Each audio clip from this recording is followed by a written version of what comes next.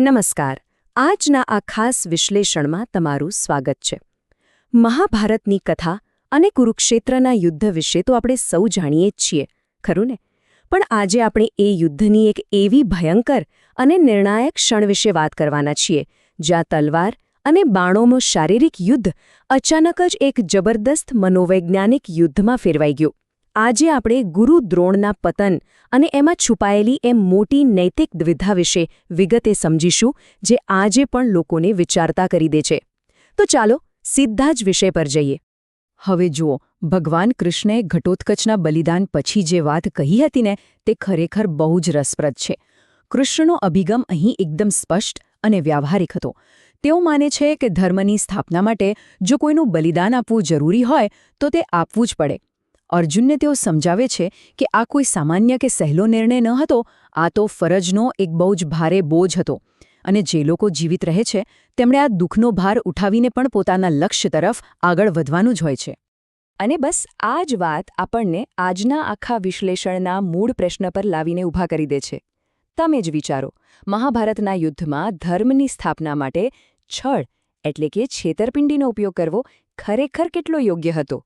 જો કે આપણે અહીં કોઈ એક પક્ષ નથી લેવાના, પણ આજના આ વિશ્લેષણમાં આપણે આ જટિલ નૈતિક દ્વિધાને એકદમ તટસ્થ રીતે અને ઊંડાણપૂર્વક તપાસીશું. તો સૌથી પહેલાં વાત કરીએ ધર્મ અને બલિદાનની. આ ખરેખર એક બહુ જ કઠિન સમય હતો. ઘટોત્કચના મૃત્યુ પછીની એ ગંભીર પરિસ્થિતિને સમજ્યા વિના આપણે આગળ ન વધી શકીએ. અહીં આપણને બે અલગ અલગ પ્રકારના બલિદાનની તુલના જોવા મળે છે. એક તરફ એ શારીરિક બલિદાન હતું. કર્ણના પેલા અચૂક અસ્ત્રને નિષ્ફળ બનાવવા માટે ઘટોત્કચનું દુઃખદ મૃત્યુ થયું. ચાલો, તેનાથી પાંડવોનું શારીરિક બચાવ તો થઈ ગયો, પરંતુ બીજી તરફ હવે એક મોટું નૈતિક બલિદાન આપવાનો સમય આવીને ઊભો હતો. કૃષ્ણ પાંડવોને સમજાવે છે કે ગુરુ દ્રોણ જેવી હસ્તી સામે જીતવા માટે તેમને તેમની નૈતિકતા અને ધર્મ સાથે થોડું સમાધાન તો કરવું જ પડશે. એટલે કે આ માત્ર કોઈ સૈનિકને ગુમાવવાની વાત ન હતી, પણ પોતાના વર્ષો જૂના સિદ્ધાંતો ગુમાવવાની વાત હતી. હવે આ બધું ચાલી રહ્યું હતું ત્યાં બીજી તરફ ગુરુ દ્રોણનું એક સાવ અલગ જ અને ભયંકર રૂપ જોવા મળ્યું. પાંડવો માટે એ સમયે યુદ્ધના મેદાનમાં જો કોઈ સૌથી મોટો ખતરો હોય તો તે હતા કૌરવ સેનાપતિ ગુરુ દ્રોણ. પણ દ્રોણનું આટલું ભયંકર રૂપ અચાનક બહાર કેવી રીતે આવ્યું? બન્યું એવું કે તેમના પોતાના જ દીકરા અશ્વત્થામાએ તેમના ઉપર પક્ષપાતનો આરોપ લગાવ્યો કે તમે તો પાંડવોને છાવરી રહ્યા છો.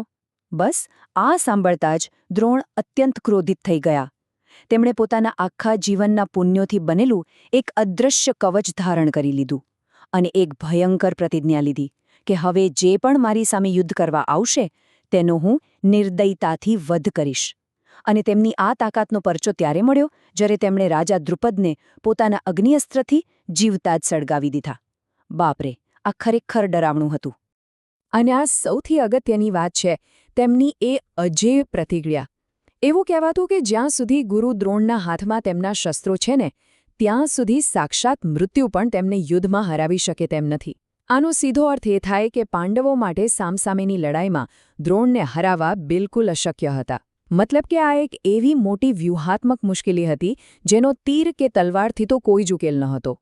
અને જ્યારે સીધી લડાઈથી જીતવું અશક્ય થઈ ગયું ત્યારે શરૂ થઈ કૃષ્ણની કૂટનીતિ, એક જબરદસ્ત મનોવૈજ્ઞાનિક યુદ્ધ. શસ્ત્રો કામ ન આવ્યા એટલે કૃષ્ણએ એક એવો માસ્ટર સ્ટ્રોક રમ્યો જે કોઈ વિચારી પણ ન શકે. એક તરફ એ યોદ્ધાની તાકાત હતી. દ્રોણ ખરેખર એક અજેય સેનાપતિ હતા. પરંતુ કૃષ્ણની નજર ક્યાં હતી ખબર છે? એક પિતાની નબળાઈ પર. કૃષ્ણએ બરાબર પકડી લીધું કે દ્રોણની શારીરિક નબળાઈ ભલે કોઈ ન હોય, પણ તેમની એક બહુ મોટી ભાવનાત્મક નબળાઈ છે, અને તે છે પુત્રમોહ.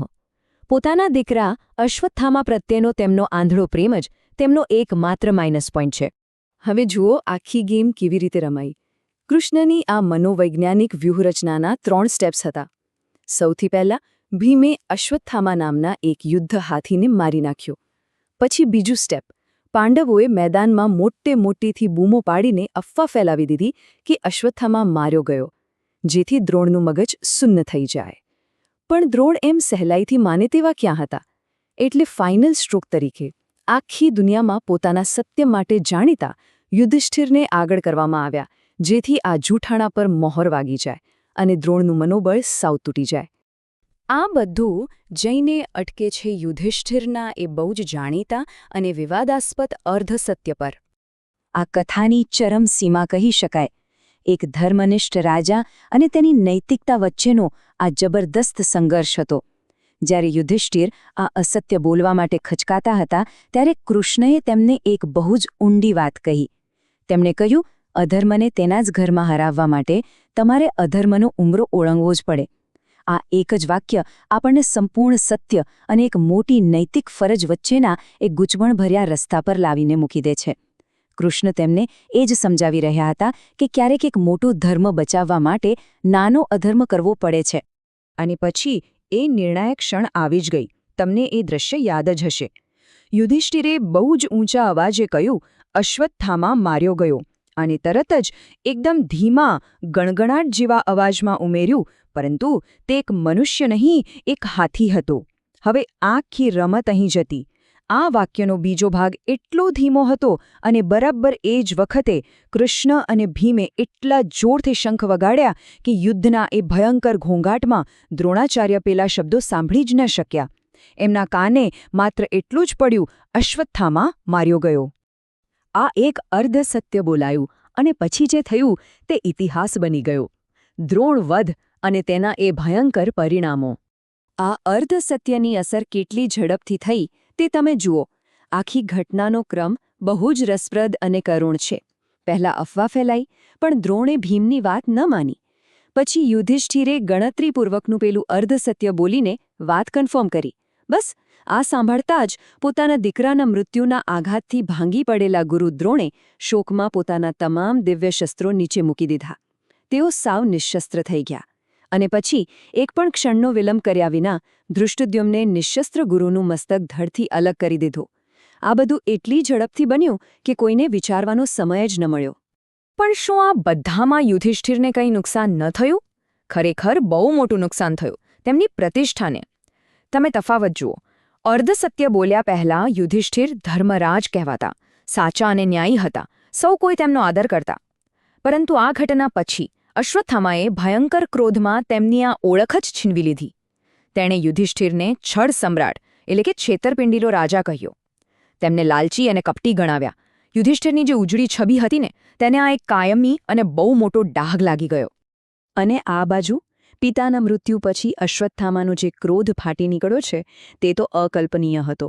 તેણે પાંડવો પર આરોપ લગાવ્યો કે તમે જ્ઞાનનો નાશ કર્યો છે અને તમારા જ ગુરુએ આપેલા શિક્ષણની તમે મજાક ઉડાવી છે.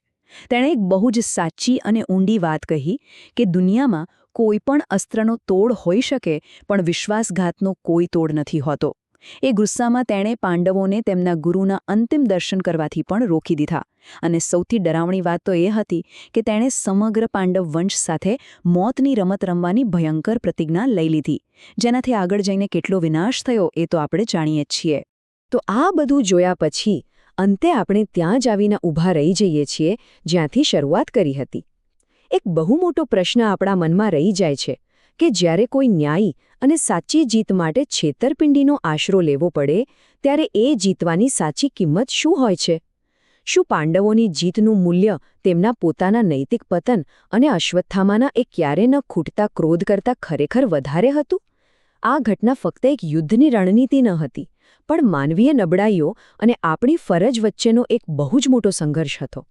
આપણું આ વિશ્લેષણ અહીં ભરે પૂરું થાય, પરંતુ આ સવાલ ચોક્કસપણે તમને અને મને લાંબા સમય સુધી વિચારતા કરી દેશે. તો ફરી મળીશું આવા જ કોઈ રસપ્રદ વિષય સાથે. આવજો.